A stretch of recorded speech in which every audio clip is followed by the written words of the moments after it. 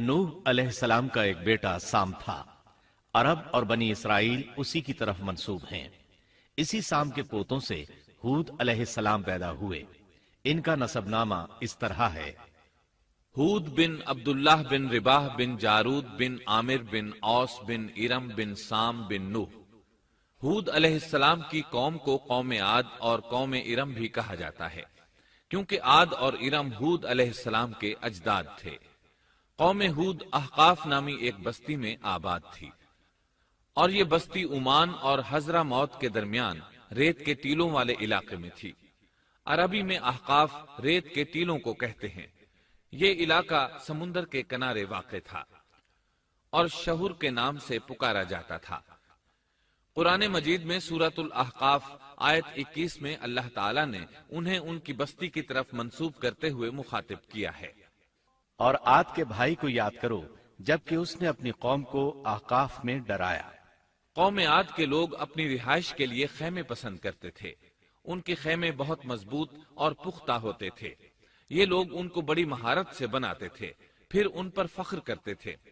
اللہ تعالیٰ سورۃ الفجر آیات 6 تا 8 میں فرماتے ہیں: کیا آپ نے نہیں دیکھا کہ آپ کے رب نے عاد کے ساتھ کیا کیا، جو نسل ارم سے تھے، ستونوں والے تھے، جن کے مانند کوئی قوم دنیا کے ممالک میں پیدا نہیں کی گئی۔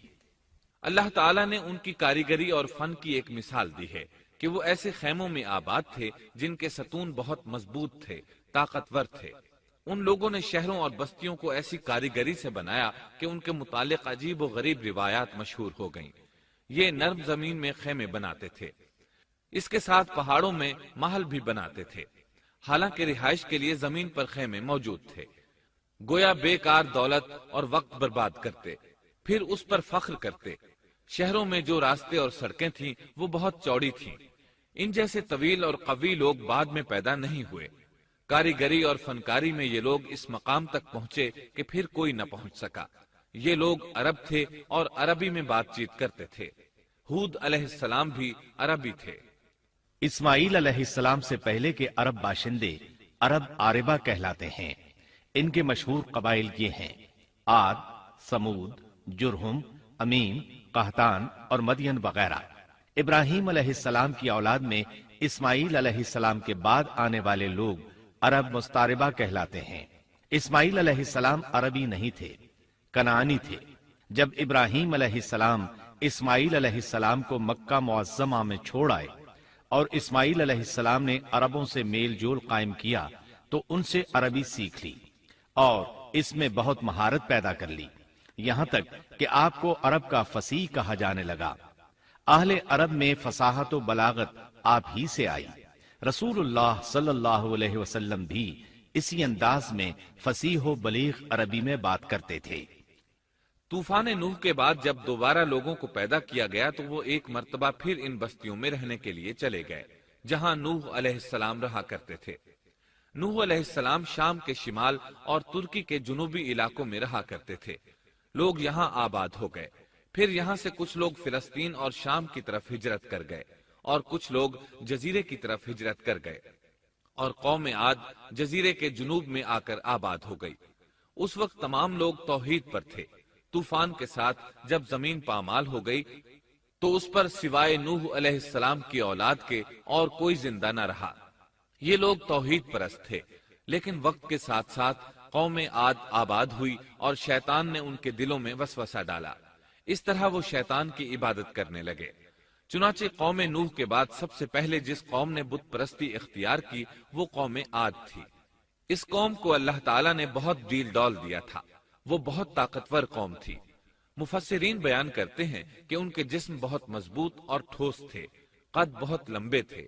آدم علیہ السلام کا قد 60 ہاتھ تھا، اس قوم کا قد بھی قریباً اتنا ہی تھا۔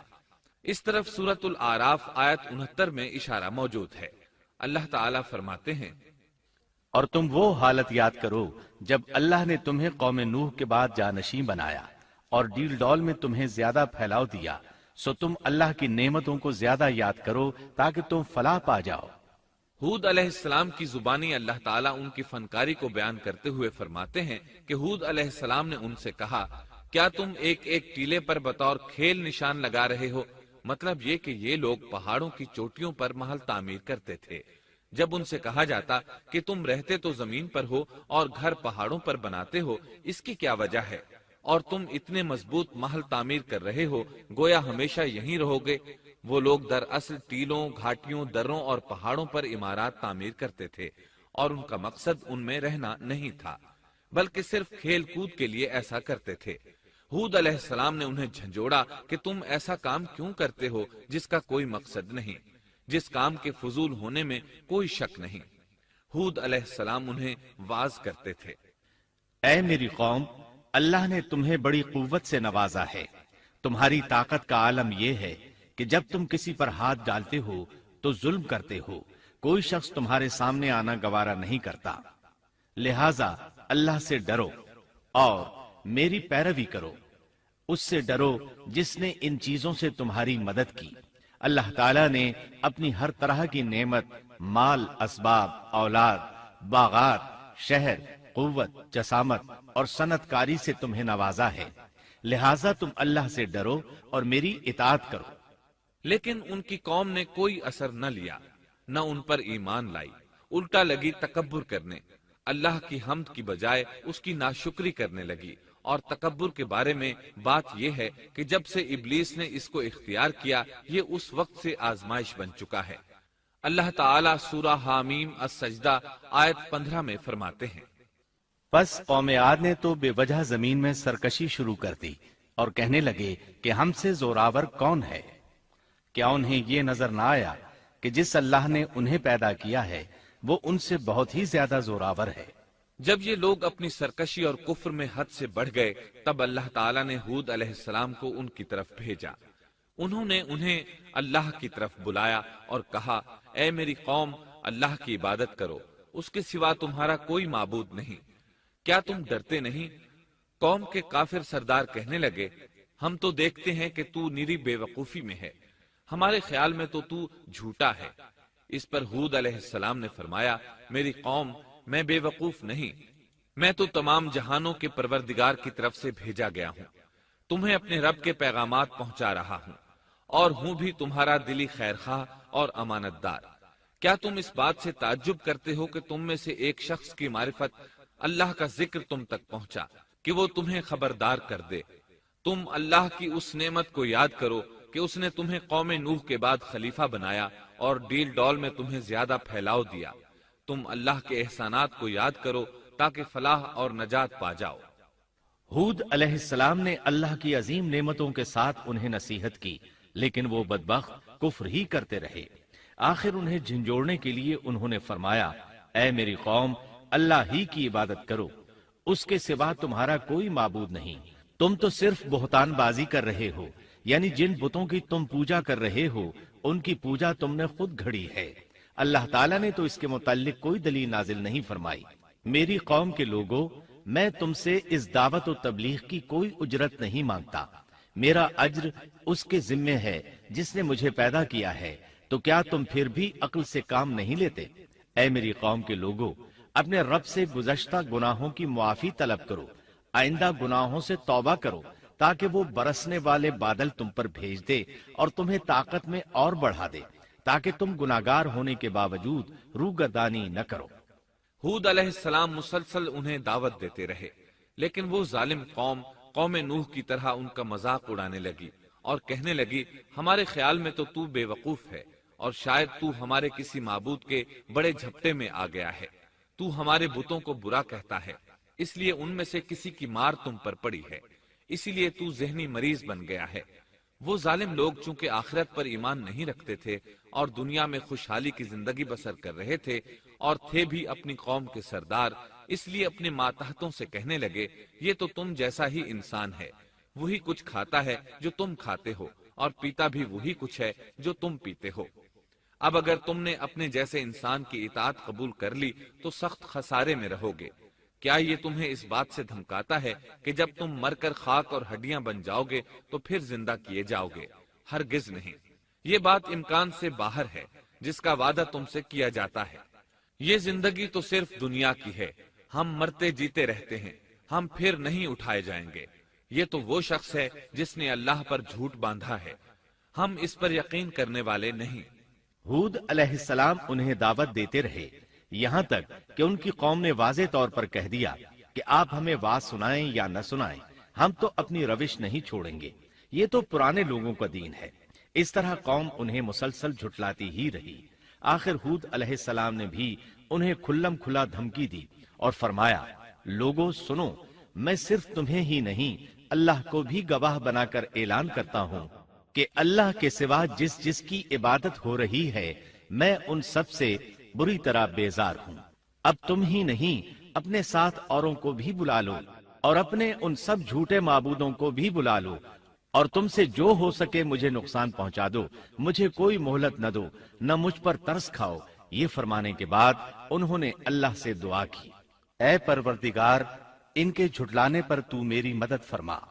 اللہ کی طرف سے آپ کو جواب ملا، یہ تو بہت ہی جلد اپنے کیے پر پچھتانے لگیں گے۔